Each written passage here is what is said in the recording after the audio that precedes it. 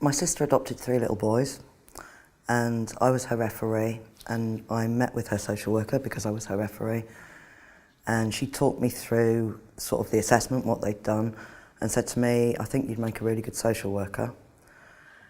And I looked into it and thought, that's everything that I believe in. I didn't know what I wanted to do with my life, and I believe in fighting for the underdog, I believe in justice, I believe in helping people who are vulnerable, and it made complete sense, so I applied for the degree.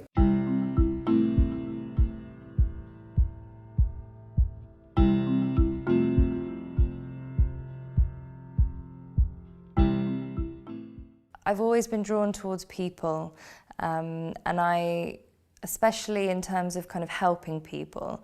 And I think I learnt that from a very young age when my parents, they started fostering. They were foster carers right from the age of 2.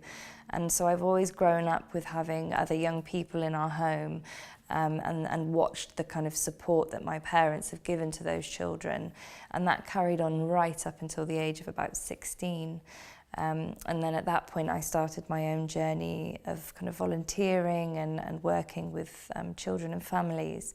And so social work just for me seemed like the next step. It seemed like the career where I could make a difference in people's lives, which is something that felt important for me. When I was younger, I was in a relationship where there was a lot of domestic violence, and I luckily had a really supportive family and a really good system around me, but I want to come into social work to help people who don't have that support, to empower them and help them become and get a better life just like I have myself. So at the age of 18, I come to Brooks. I was advised to go away and get some more life experience, so I went into a learning disability team within a care home, and then went on to do end-of-life care within the community, which now has given me a real good insight into what social work is about, and here I am today.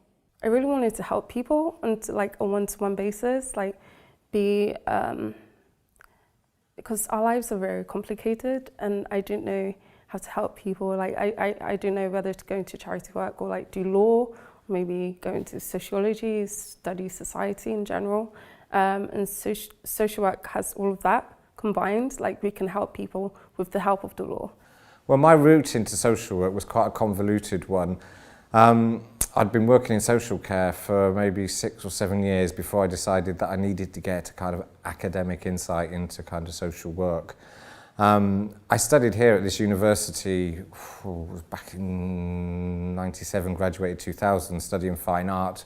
And during that time, I used to regularly go to South Africa and volunteer with an organisation that supported young children and babies that were born HIV positive, which was extremely challenging, but also extremely rewarding.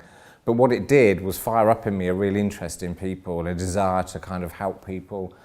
From that, when I left uni with my art degree, I went to the Terence Higgins Trust and got a job as a youth worker there. And I actually used the art degree, to be fair, setting up an art therapy group. And from there, from one organisation to another, getting more and more experience within the field of social care, until it got to the situation where I felt that I needed to have an academic qualification. It was the right time for me to be able to come back to university, and also society, or rather government, was saying that, you know, in order to do the work I wanted to do, you had to have this academic qualification.